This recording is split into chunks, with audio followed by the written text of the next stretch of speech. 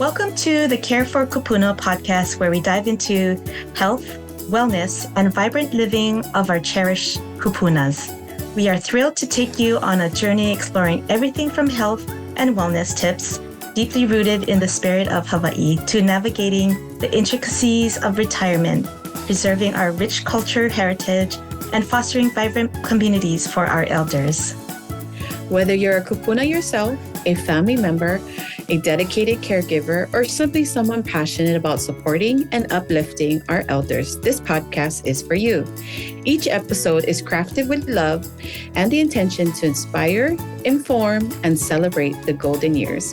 So sit back, relax, and join us on this meaningful journey as we care for Kūpuna. Welcome to this week's episode of Care for Kūpuna, where we care for our Kūpuna. I'm Lonnie. And I'm Trina. And we are your Kūpuna Care Girls.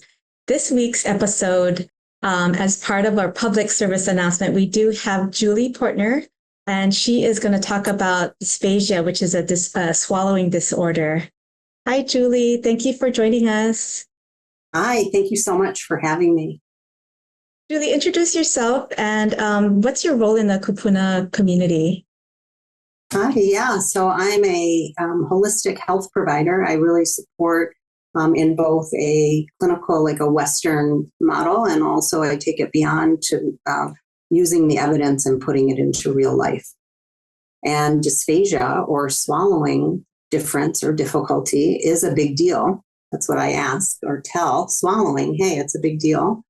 And I want to tell people about it because it really impacts swallowing changes happen to us as we get older.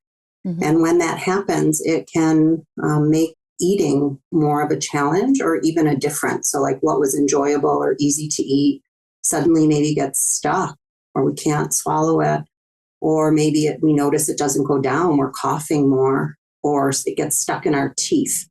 So really eating happens in the mouth, in the throat, and in the stomach. So swallowing is sort of this 3-part series.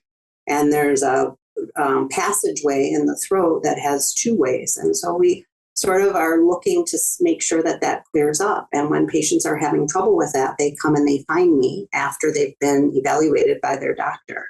So then they'll say, hey, I'm having this trouble. I really want to know how to manage the recommendations that seem to be making meal times less enjoyable and impacting my quality of life and the quality of my relationships with my family and at meal times, because I know families eat together here, and it really impacts, food is a big deal.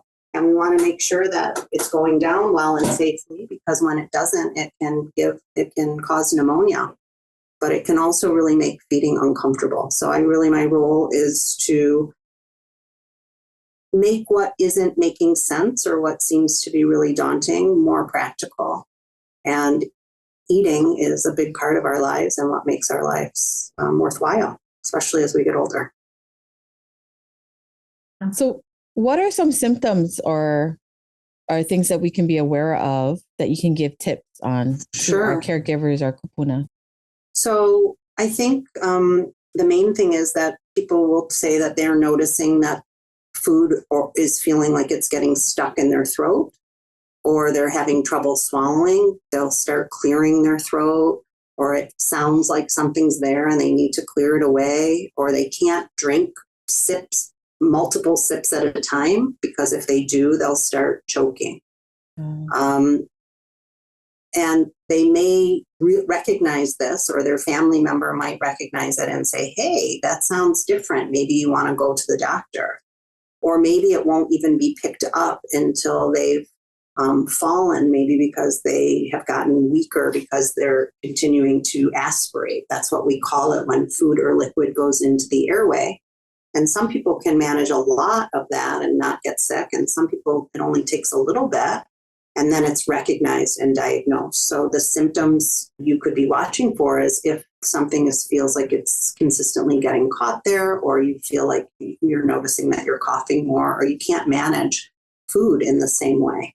It's almost like Swallowing is so automatic we don't notice because we do it, can you believe, 900 times a day? No. Yes, like not because we're always eating and drinking so much, but like just our saliva and stuff. Yeah. So when it isn't right, when it's wrong, like it's just, and then it kind of bothers you a lot. So you're going to go see a doctor.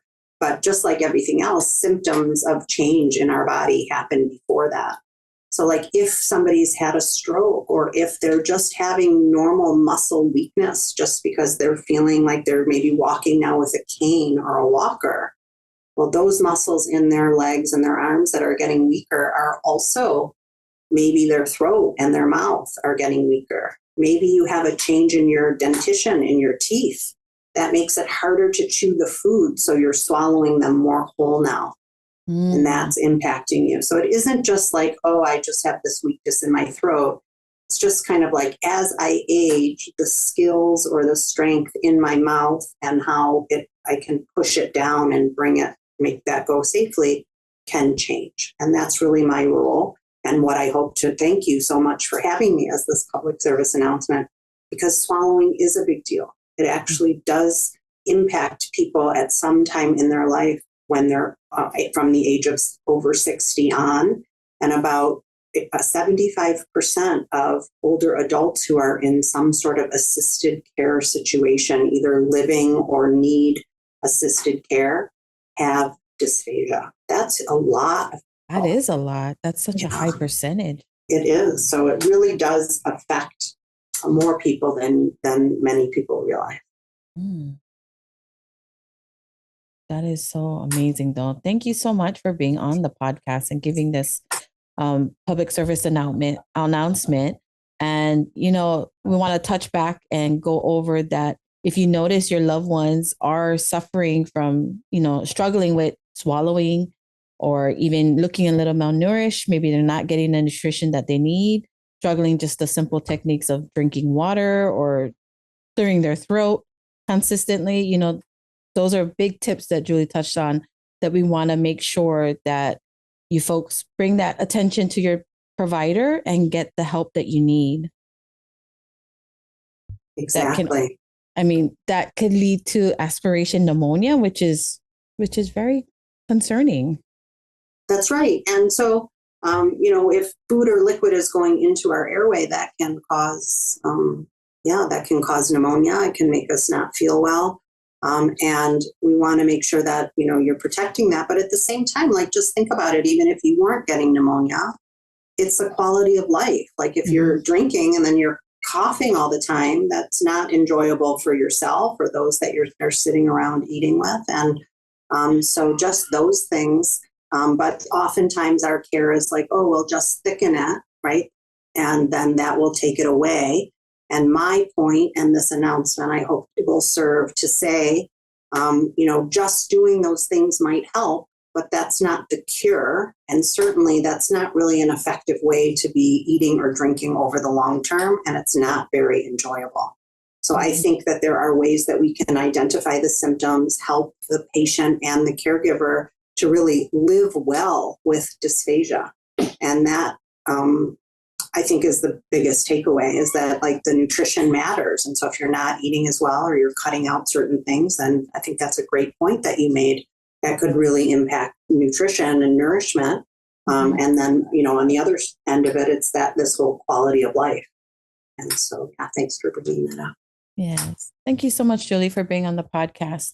And before we end, we like to end with a quote, a pun, or a joke. And today I got, why does grandma spray Windex all over her Medicare copay invoices? She said she wants a clean bill of health. So where aloha meets wisdom, one podcast at a time. Ahui ho, until next week. We ho. Yeah, bye. Mahalo for joining us on this episode of Care for Kūpuna, where we explore health, wellness, and vibrant living for our cherished Kūpunas. We hope you found inspiration and valuable insights. Remember, your support can make a difference. 20% of all proceeds from our podcast go to a nonprofit organization here in Hawaii dedicated to helping seniors in our community. If you'd like to contribute, visit our website at www.carewithak.com and make a donation.